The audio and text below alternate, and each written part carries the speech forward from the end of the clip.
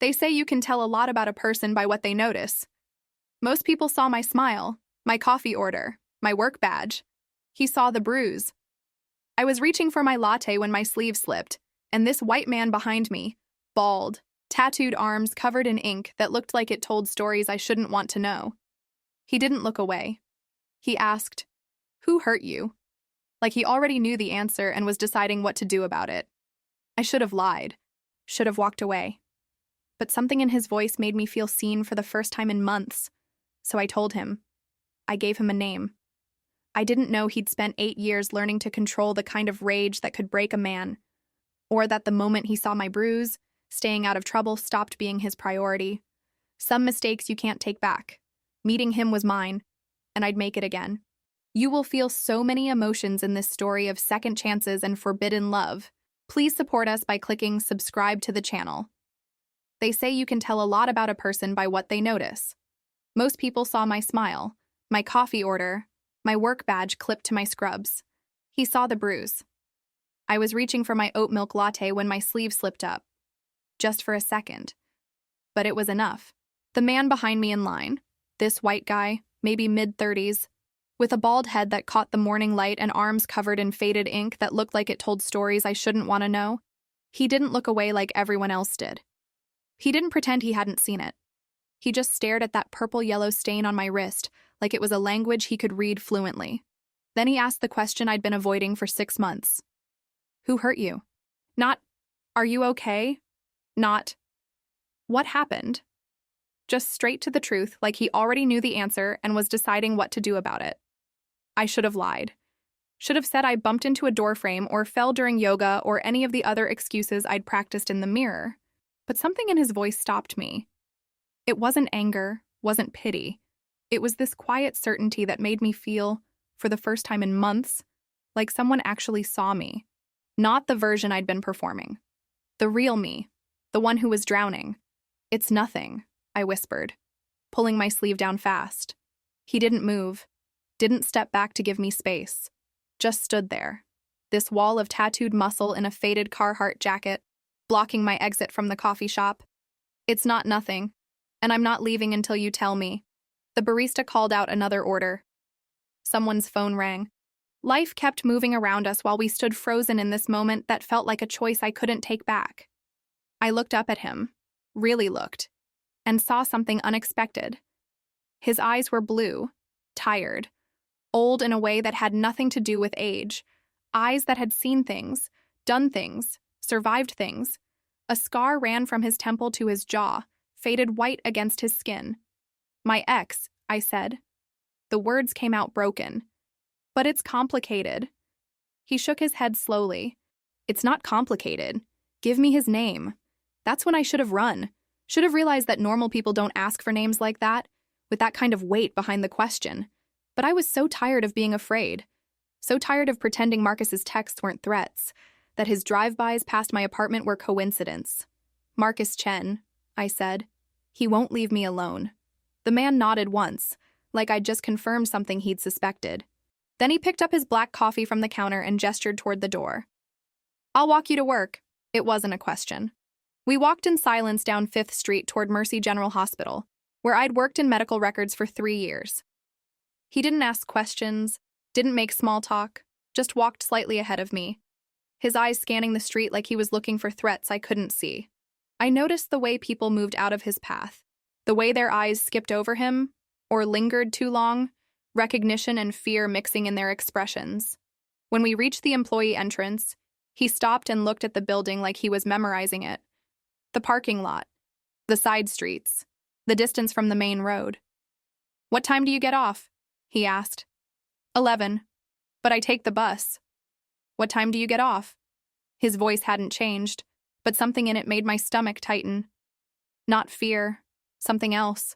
Something that felt dangerous and safe at the same time. 11, I repeated. He nodded. That same single dip of his head. Then he said something that made my blood run cold and warm simultaneously. You shouldn't be here alone at night. I'll be around. He kept his word. That first night, when I walked out of Mercy General at 11:15, he was there, leaning against the bus stop shelter, watching the parking lot. When he saw me, he didn't wave, just pushed off the shelter and fell into step beside me. "You don't have to do this," I said. "I know." We walked 3 blocks to the bus stop in silence. He stood with me until the 47 pulled up, watched me get on, and didn't leave until the doors closed. Through the window, I saw him still standing there. It happened again the next night. And the night after that. By the end of the week, I was looking for him before I even left the building, my heart doing this stupid skip when I spotted his silhouette. He never asked for anything, never tried to get on the bus with me, just made sure I got there safely, like it was a job he'd assigned himself. On Sunday, I worked a double and didn't get out until 2 in the morning. The bus didn't run that late. I was standing under the parking lot light, trying not to cry, when I heard his voice. "Need a ride?" He was standing by a beat-up Ford pickup, and I realized he'd been waiting for 5 hours. The truck smelled like sawdust and coffee. He drove carefully, never more than 5 over the speed limit. When he pulled up to my building, he waited for me to get out. "Thank you," I said. "I don't even know your name." "Derek." "I'm Jenna." He nodded like he already knew. "Derek," I said. "Why are you doing this?" He was quiet, hands still on the wheel. Because I know what it looks like when someone's in trouble and everyone pretends not to see it. Over the next 2 weeks, Derek became a constant. There when I left work. There on my lunch break. There on Saturday when I did laundry, spending 20 minutes fixing the broken lock on the dryer room with a screwdriver from his truck. People noticed. Lisa asked questions I couldn't answer, but Derek never touched me, never asked for my number. Never made me feel like I owed him anything. He just existed in this protective orbit. And for the first time since Marcus, I could breathe. Then Marcus showed up. Tuesday night, late shift, crossing the parking lot when I heard his voice. "Jenna, baby, we need to talk." He was drunk. I kept walking, but his hand caught my wrist. Squeezed where the old bruise was. "Let go. Not until you listen. You can't just block my number. We're not done." Then Derek was there. I didn't see where he came from. 1 second Marcus had me. The next Derek was between us. "Walk away," Derek said. His voice was so quiet I almost didn't hear it. "Now." Marcus looked up at Derek and I saw fear replace the alcohol in his eyes. He saw the scars, the tattoos, the way Derek stood like a man who knew exactly how much damage he could do and was choosing not to. "This isn't over," Marcus said, but his voice shook. "Yes," Derek said. "It is." Marcus ran to his car and peeled out. Derek watched him go, still tense. When the taillights disappeared, he turned to me. "You okay?" I nodded, but my hands were shaking. "Come on. I'll drive you home." We didn't talk the whole ride. When he pulled up to my building, I couldn't make myself get out. Couldn't go back to that empty apartment where Marcus had a key he'd never returned. "Thank you," I finally said, "for being here, for seeing me. Jenna, you need to file a police report. Get a restraining order. Do this the right way." I tried. They said unless he actually hurts me. He did hurt you. The way he said it, like my pain was real and mattered, made my eyes burn. I got out of the truck. Then I heard Lisa's voice behind me, breathless. "Jenna, wait."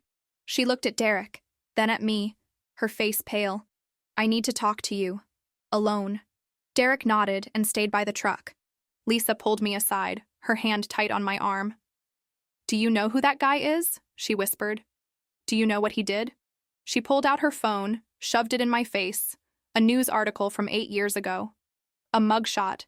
Derek, younger, angrier, but unmistakably him. Local man sentenced to 8 years for aggravated assault. I didn't sleep that night. I sat on my couch with my laptop, reading everything about Derek Sullivan. The articles were all 8 years old. Bar fight turns brutal. Man nearly killed in downtown assault. Sullivan, sentenced to 8 years. Derek had beaten a man named Tyler Weston so badly that Tyler spent 2 weeks in intensive care.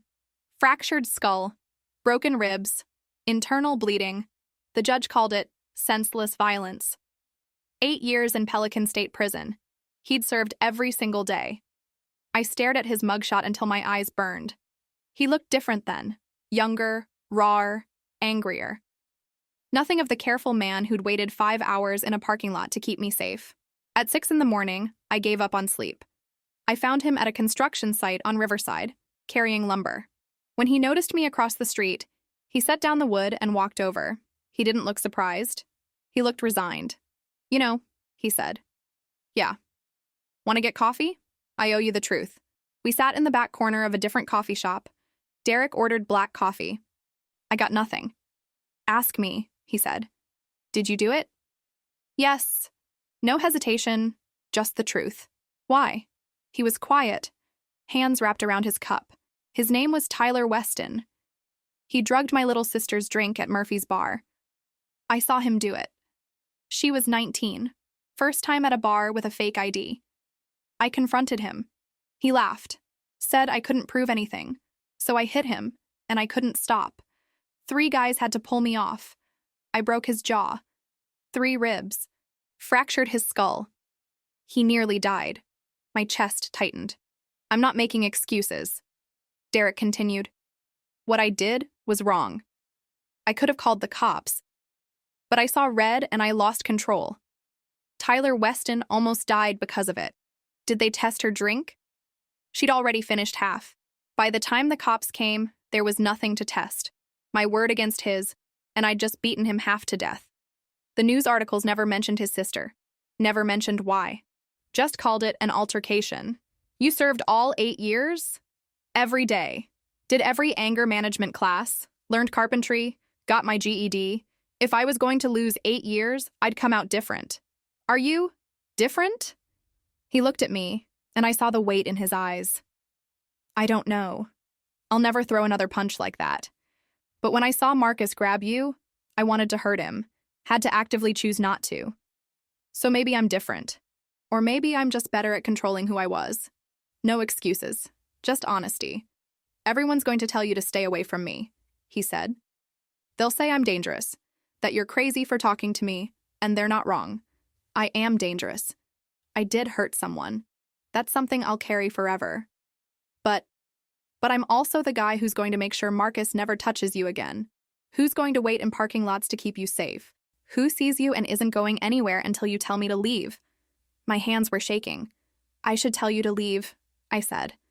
"That's what everyone will say. I know. I should be terrified of you. I know, but I'm not." He closed his eyes, and something in his expression cracked. "You should be—" "Well, I'm not," I said, "and I'm not telling you to leave." We sat there for another hour. He told me everything, about Pelican State, about his cellmate who taught him carpentry, about his sister who'd never visited, about his parole officer Henderson who believed in second chances, about the halfway house where he had 1 room and nothing else. I told him about Marcus. The 2 years we dated, how the bruises started small, how I finally left, how he'd been stalking me since. "There's proof now," Derek said. "He grabbed you in front of security cameras. Let me help you do this the right way." We left the coffee shop and Derek walked me home. At my door, he stopped. "If you want me gone, I'm gone. I'll understand." I looked at this man who'd spent 8 years paying for one terrible choice, who was trying so hard to be better. "Stay," I said. 2 days later, Marcus broke into my apartment while I was at work, trashed everything, tore up my clothes, left a note on my pillow. "You can't hide from me. Not with your convict, not anywhere. You're mine." When I called Derek, crying, he was there in 10 minutes. "Pack a bag," he said, his voice deadly calm. "You're staying with me." Derek's room at the halfway house was small, 10 by 12, with a single bed, a desk with textbooks, and a Bible he admitted he didn't read. "You take the bed," he said. "I'll sleep on the floor." "Derek, I can't." "You can, and you will."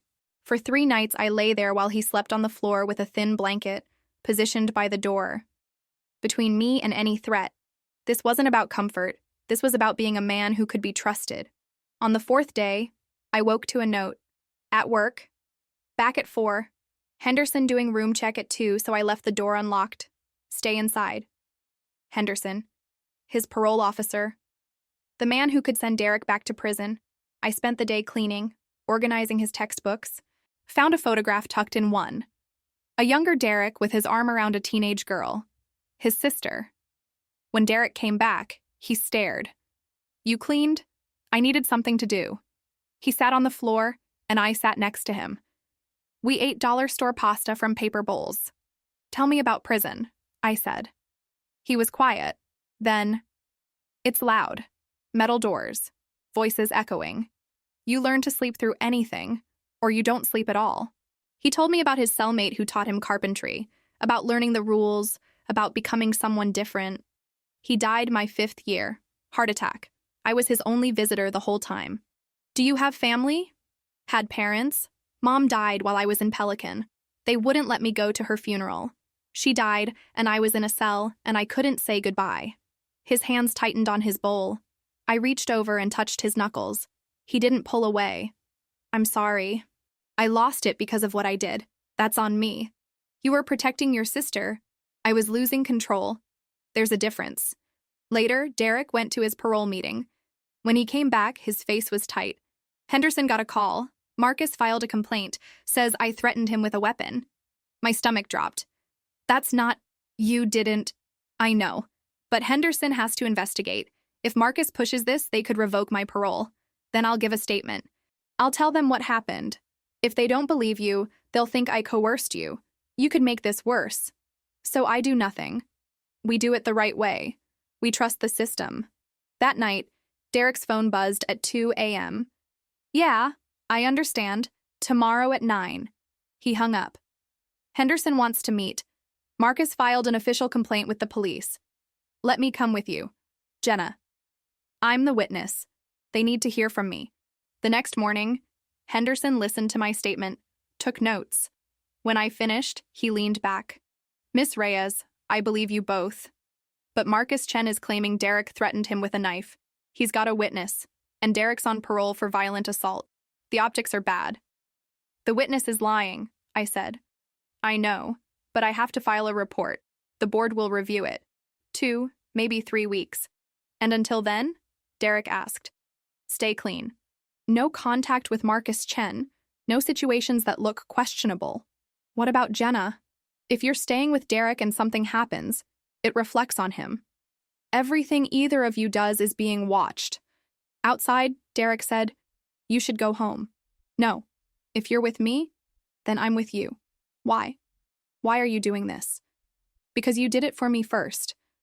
That night, someone knocked at midnight. Derek positioned himself between me and the door. A man stood there, white, shaved head, mean tattoos. Sullivan, heard you got a problem. Derek went rigid. Kane, can I come in? No. Kane's eyes slid to me. That her? I could make your problem disappear. Just like old times. Derek stepped forward. I'm not that person anymore. Get out. He closed the door. Locked it. Stood with his forehead pressed against the wood. Someone from inside, he said. Someone who thinks I owe him something. Do you? No. But he's the kind who doesn't care what you think you owe. He turned around, genuine fear in his eyes. This is the past I can't escape. People like Kane think I'm still one of them. But you're not. How do you know? Because you just closed the door on him. Because you're choosing the hard way. For the first time since I'd met him, Derek smiled, small, but real. 3 days later, my phone buzzed. A photo from an unknown number.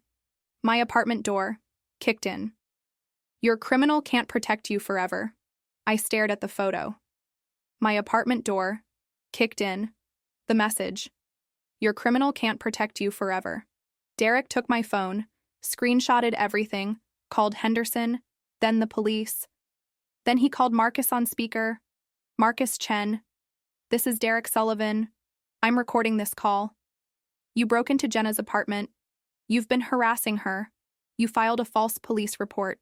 I have screenshots, security footage, witnesses. Marcus laughed. Drunk. Prove it. Convict. Who's going to believe you? You're a felon. I'm a sales manager with a clean record. Turn yourself in, or I hand everything to the police. You think I'm scared of you? One more mistake and you're back in prison. Try something. I dare you. The line went dead. Derek stood there and I saw the war inside him. His jaw tight, hands clenched. One part of him wanted to find Marcus, to finish it. The other part was fighting back. We have him on tape, I said. It's evidence of him being drunk. Not evidence he broke in. But it was something. Derek compiled everything and took it to the police. He was gone 3 hours. When he returned, they're investigating. They took it seriously. They'll bring him in for questioning. 2 days later, Marcus was arrested for violating the restraining order and criminal trespass. They found photos of me on his phone. Dozens. Evidence of stalking. But Marcus's arrest triggered an automatic review of Derek's parole. Ex-convict, violent assault, proximity to crime. The system decided to investigate. Henderson came to the halfway house. "Derek, we need to talk." When Derek came back inside, his face was blank. "They're calling me in for a hearing." 2 weeks. "The board wants to review whether I violated my parole." "You didn't violate anything." "The board sees paperwork. My record, Marcus's arrest, me in the middle, they get nervous." Henderson suggested you might want to distance yourself, just until the hearing. I sat next to him. "No. Jenna," I said, "no. I can testify. I can tell them what happened." Over the next week, I gathered everything. Text messages, medical records, witness statements, photos of bruises. I hired a lawyer named Patricia Reeves who said, "We're putting Marcus on trial." Then I did something reckless. I went to Marcus's apartment alone. He opened the door, surprised. "Jenna, I knew you'd come back." My phone was recording in my pocket. "I want this to stop. The threats, the break-ins, the police reports. Then come back to me." "I can't." "Because of your convict boyfriend?" "Because you hurt me." He stepped closer. "I never hurt you. I loved you. You broke my wrist. You fell. You gave me a black eye. You walked into a door. Every excuse, every lie. My phone recording all of it. What about the complaint you filed against Derek?" His smile widened. "Oh, that. Yeah, I made that up. But it'll work. They'll send him back, and then you'll have nobody. You filed a false police report. He's a convicted felon. He deserves whatever he gets." He grabbed my arm, the same spot. "You're mine, Jenna. Once that convict is gone, you'll remember." I pulled away. "Let go." "Or what?" I yanked free and walked to the door. "This isn't over," he said. "Yes, Marcus, it is." I drove straight to Patricia's office and handed her the recording. She listened twice. "This is good." He admitted to filing a false report. Admitted to hurting you, threatened you. For Marcus, this is enough. For Derek's hearing, maybe, Patricia filed everything with the police and Henderson. Marcus was arrested again. Witness tampering, false statements, violation of protection order. But the damage was done. Derek's hearing was in 1 week, and Henderson said privately, they see an ex-con near a volatile situation, and they get scared. They'd rather revoke than trust. Derek sat on the floor that night. "You should prepare yourself for them sending me back. It's not over. I've been on borrowed time since I got out." I knelt in front of him. "You don't get to give up. I'm testifying. I'm going to make them see you." "How do you see me?" "Like someone worth fighting for." The hearing was 9 a.m. Thursday. Derek wore his only button-down. I carried evidence. Henderson met us at the door and said quietly, "They're not going to make this easy. Be ready." The conference room was small. 4 board members, Henderson and Derek sitting across from them like he was on trial. I sat behind him in plastic chairs. The chairwoman was 50s, gray hair pulled tight. She looked at Derek like a problem to solve. "Mr. Sullivan, you've been on parole 6 months. Maintained employment, attended meetings, followed conditions. However, you've been involved in an altercation with Marcus Chen, a criminal investigation, and his subsequent arrest. Explain your involvement." Derek sat still, hands folded. "I met Jenna Reyes at a coffee shop. She had visible bruising. I asked if she was okay. She told me about Marcus Chen harassing her. I walked her to work to keep her safe. Your relationship with Miss Reyes? A friend who needed help. A friend you allowed to stay at your residence after Marcus Chen broke into her apartment?" "Yes." A board member with a thick mustache leaned forward. "You understand your parole conditions prohibit engaging in activities construed as violent or threatening. Marcus Chen filed a complaint stating you threatened him with a weapon. That complaint was false. Marcus Chen has been arrested for filing false police reports. Nevertheless, the complaint triggered this review. The board must consider whether your proximity to a volatile domestic situation represents risk. Patricia stood. Marcus Chen's arrest was based on evidence of stalking and false statements. Mr. Sullivan had no physical contact. He acted as protective presence and operated within the law.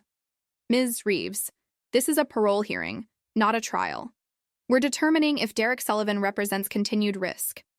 Henderson stepped forward. I've supervised Mr. Sullivan 6 months. He's been exemplary. Steady employment, additional counseling, no indication of reverting to previous behavior. Mr. Henderson, we have a responsibility to err on the side of public safety. 6 months isn't very long for an 8-year sentence. I stood up. Excuse me. The chairwoman looked at me like an interruption. Derek Sullivan saved my life. The room went silent. For 2 years, I was with a man who hurt me, who convinced me it was my fault. When I left, he stalked me. The police couldn't help. I was drowning, and nobody did anything. I walked forward until I stood next to Derek. Derek saw me. A stranger, and he saw me. He walked me to work every night for 2 weeks. He protected me.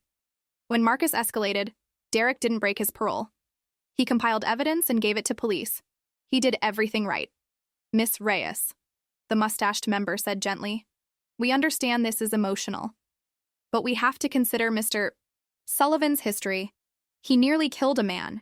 He protected his sister from being drugged and assaulted.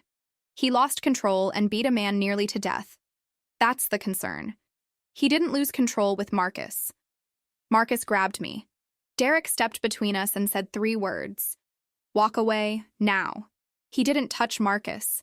Didn't threaten him. That's not loss of control. That's the opposite. The chairwoman studied me. You're asking us to believe a man with his history can be trusted in high-stress situations? I'm telling you, I've seen him in high-stress situations, and he made the right choice every time. Even when it cost him. Even when it put his freedom at risk. And if we revoke his parole, then you're punishing a man for doing the right thing. You're telling every ex-convict it doesn't matter how hard they try to change. Derek's hand touched mine briefly, a silent plea to stop. But I couldn't. The board deliberated 20 minutes. Finally, the chairwoman spoke. Mr. Sullivan, this board acknowledges you've followed your parole terms. However, we're concerned about the pattern of involvement in high-conflict situations. Therefore, we're upholding your parole with modified conditions. Weekly check-ins instead of bi-weekly. Avoid contact with Marcus Chen. Complete 8 additional weeks of cognitive behavioral therapy. I couldn't breathe. They weren't sending him back. However, one more incident, regardless of fault, will result in immediate revocation. There will not be another hearing. Understand? Yes, ma'am. This hearing is concluded. Outside, Derek stopped on the sidewalk. Henderson clapped his shoulder. You got lucky, Sullivan. I know. Don't waste it. That night, Derek's phone rang. Blocked number. A voice I recognized. Kane. Heard you kept your freedom. That's good. Now you owe me. I don't owe you anything. That's where you're wrong. I kept Marcus Chen busy. Made sure certain people knew where he'd be. Made sure cops got anonymous tips. You think that just happened? I helped you? And now you're going to help me. I'll be in touch. The line went dead. Derek's face went white. What does he mean? He manipulated the situation. Made sure Marcus got arrested. If Kane was involved, if he did anything illegal, it reflects on me. And if the board finds out, he didn't finish. Someone had helped us win, and now we owed them. And people like Kane always collected their debts. I didn't sleep. Derek sat on the floor with his back against the wall. Every few minutes, his phone lit up with blocked numbers he didn't answer. Messages from people who thought they owned him. We need to tell Henderson, I said. Tell him what? That someone I knew in prison might have interfered? That'll help. Kane might be lying. Maybe he just wants you to think you owe him. Or maybe he did exactly what he said, and now I'm connected. Then we figure out what he did. We tell Henderson ourselves before Kane can use it. The next morning, while Derek was at work, I went looking for Kane. I found him at Murphy's, the same bar where everything started. He saw me immediately, his smile all teeth. Sullivan's little girlfriend. Come to thank me. I walked over, my phone recording. I want to know what you did. I did a favor for a friend. Derek's not your friend. 8 years makes brothers out of people. Your boy Marcus was sloppy, drunk, stupid, leaving evidence. I just made sure the right people noticed. Anonymous call about a drunk driver. Anonymous tip about someone breaking into an apartment. I didn't do anything illegal. I just pointed people in the right direction. Why? Because Derek helped my little sister once. Back inside, I owed him. Now he owes me. That's how it works. What do you want? Nothing major. I got a friend coming out next month. Needs a place to stay, job reference, someone to vouch for him. Derek's going to do that. And if he says no, then I make phone calls. Let people know Marcus Chen got arrested so conveniently because I made it happen. Let them know Derek knew about it. His parole officer seems reasonable, but how reasonable when he finds out Derek's still connected to Pelican State? You're blackmailing him. I'm calling in a debt. I pulled out my phone and stopped the recording. Kane's eyes narrowed. Did you just record me? Every word. And if you contact Derek again, I'm giving this to the police. Kane moved fast. He grabbed my wrist and squeezed. Pain shot up my arm. You think recording me means anything? I'll say I was lying. I'll say I was drunk. And who are they going to believe? Let go of me. Or what? Derek shows up. That's a parole violation. Association with known criminals. One more incident, right? He squeezed harder. Something popped in my wrist. Tears sprang to my eyes. You're hurting me? Good. Maybe you'll learn to stay in your lane. The bartender called out, Kane, let her go. I'm not losing my license because you can't control yourself. Kane released me. I stumbled back. Tell Derek we're even. Next time someone helps him, he better say thank you. I drove straight to Patricia's office. She listened to the recording 3 times. He admitted to interfering with a police investigation. It's enough to take to Henderson, enough to prove Derek wasn't involved. I went to the ER to get my wrist x-rayed. Sprained, not broken. When Derek saw me with my wrist wrapped, he went pale. What happened? I went to see Kane. I needed to know what he wanted, and I recorded it. I played him the recording. When it ended, Derek was shaking. I'm going to kill him. No, you're not. Because that's what he wants. He wants you to lose control. We're taking this to Henderson. Together. Right now. Henderson listened to everything without interrupting. When it was over, he leaned back. Derek, did you know Kane was going to do any of this? No, sir. Miss Reyes, you went to confront him alone. That was incredibly stupid and incredibly brave. He made copies of the recording, took photos of my wrist. I'm reporting this to the police. This shouldn't reflect on you, Derek, but I can't guarantee the board won't see it differently. We left, and Derek looked more scared than ever. The right thing keeps putting you in danger. Maybe you should have stayed away. I stopped walking. I'm not staying away. I chose this. I choose you. I'm not some fragile thing. I'm the woman who recorded a criminal and handed it to the authorities. I'm the woman who stood in front of a parole board and fought for you. I'm not a victim anymore. I'm a partner. He pulled me close, careful of my wrist. I don't deserve you. Probably not. But you're stuck with me. 3 days later, Kane was arrested for assault and witness intimidation. Derek's name was cleared. But the parole board requested another meeting. Just to check in, Henderson said. But we both knew. They were watching, waiting. The final confrontation was coming. And this time, I was walking into it knowing I might lose everything. The meeting with the parole board was different this time. Smaller room. Just the chairwoman, Henderson, Derek, and me sitting in chairs that creaked. The chairwoman looked tired, like she'd been doing this too long. Mr. Sullivan, in the 6 weeks since your last hearing, you've been associated with another criminal investigation. Kane Mercer was arrested for assault and witness intimidation. Miss Reyes was injured during an encounter with him. While our investigation shows you had no knowledge or participation in Mr. Mercer's actions, the pattern concerns us. Derek sat perfectly still, hands folded. I understand, ma'am. Do you? Because from where we sit, it appears that trouble follows you. Henderson interjected before Derek could respond. With respect, ma'am. Mr. Sullivan reported the situation immediately. He didn't wait for it to come out. He brought us evidence that cleared him and led to Kane Mercer's arrest. That's not someone looking for trouble. That's someone doing exactly what we ask parolees to do. The chairwoman looked at me. Miss Reyes, You went to confront Mr. Mercer alone. Why? Because he was threatening Derek. Because I wanted to protect him the way he'd protected me. And because I needed proof that Derek wasn't involved in whatever Kane had done. You put yourself in danger? Yes, ma'am. That's not wise. Maybe not. But it was necessary. She leaned back in her chair, studying both of us like we were a puzzle she couldn't quite solve. Mr. Sullivan, I'm going to be frank with you. This board has seen hundreds of parolees. Most fail within the first year. They go back to old friends, old habits, old patterns. When we gave you modified parole last time, I didn't expect to see you again except in a revocation hearing. My stomach dropped.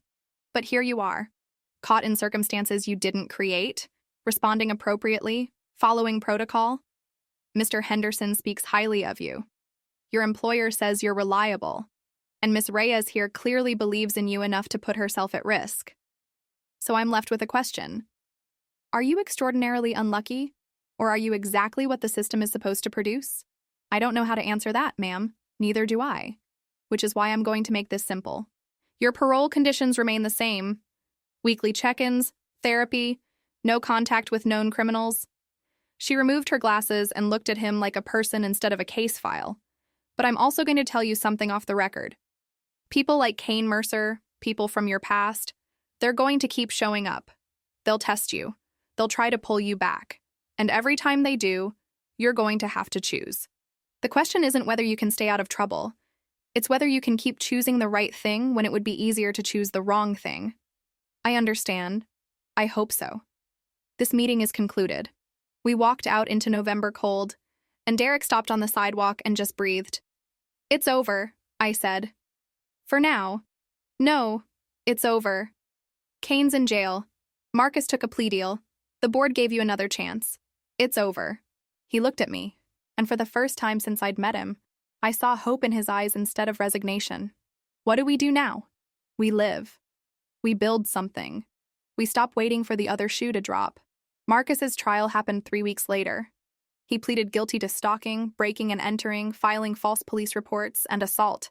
The judge gave him 18 months with mandatory counseling. It wasn't enough. It would never be enough. But it was something. Derek finished his electrical certification in December, passed the test on the first try with a score high enough that his instructor called him personally to congratulate him. A week later, he got hired at a real company with benefits and a future. He moved out of the halfway house into a studio apartment in Riverside with a kitchen and a window that got morning light. The day he got his keys, he called me. Want to see it? I drove over after my shift. The apartment was small, maybe 400 square feet, but it was his. His name on the lease, his deposit, his future. It's not much, he said, standing in the middle of the empty space. It's everything. I sat on the floor because there was no furniture yet, and Derek sat next to me and we just existed in that space. No threats, no hearings, no past reaching out to pull him back. Move in with me, he said suddenly. I lifted my head. What? Move in with me. Not right now, but eventually. When you're ready, I want to build this life with you. My eyes burned. I don't need to think about it. He looked at me, scared and hopeful. Yeah? Yeah. 3 months later, I moved in, brought my clothes, my books, my ridiculous collection of coffee mugs. Derek built shelves and fixed the leaky faucet and painted the bedroom soft gray. My sister came to visit, met Derek, watched him help my niece build a birdhouse, and whispered, I still think you're crazy. But I see why. Derek's parole ended in August, right 2 years after his release. Henderson shook his hand in the parking lot and said, You're one of the good ones, Sullivan. Don't forget it. That night, we went to the coffee shop on 5th Street where everything had started, sat by the window and watched the city move past. Regret it yet? Derek asked, reading my mind. What? Choosing me. Choosing this. I laced my fingers through his, feeling the rough calluses from electrical work, the scars that would never fully fade. Every day, and I'd do it all again. He smiled. That real smile I'd worked so hard to earn. 6 months after his parole ended, Derek proposed. Nothing fancy, just the two of us in our apartment on a Tuesday night after work. Jenna Marie Reyes. Will you marry a man with a record, a past he can't change, and a future he's still building? I didn't hesitate. Yes. We got married at City Hall on a Friday afternoon with Lisa as our witness and Henderson as our guest of honor. My parents came. My sister came with my niece. Derek wore the same button-down shirt he'd worn to his parole hearings, and I wore a white dress from a thrift store. And it was perfect. On our wedding night, we went back to that same coffee shop, sat in the same spot by the window, and when I reached for my drink, my sleeve rode up, and this time there was nothing to hide. Just skin and a silver bracelet Derek had given me with an inscription, "Second chances." "What are you thinking?" he asked. That everyone said this was impossible, that I was crazy, that you were too damaged, that I was too broken, that we'd never make it, and they were wrong. About all of it. Derek reached across the table and took my hand. I love you, past, present, future. All of it. I love you too. We finished our coffee and walked home through streets that no longer felt dangerous. Past the hospital where we'd met, past the halfway house where we'd survived. All of it part of our story. All of it proof that second chances were real, that people could change, that love didn't have to be perfect to be worth everything. Some mistakes you can't take back. Meeting Derek Sullivan was mine, and I'd make it again every single day for the rest of my life. If you made it to the end of this story, let us know in the comments which city you're watching from, and click the yellow bell to subscribe to the channel and support us. Keep the adventure going by clicking on the suggested video on your screen.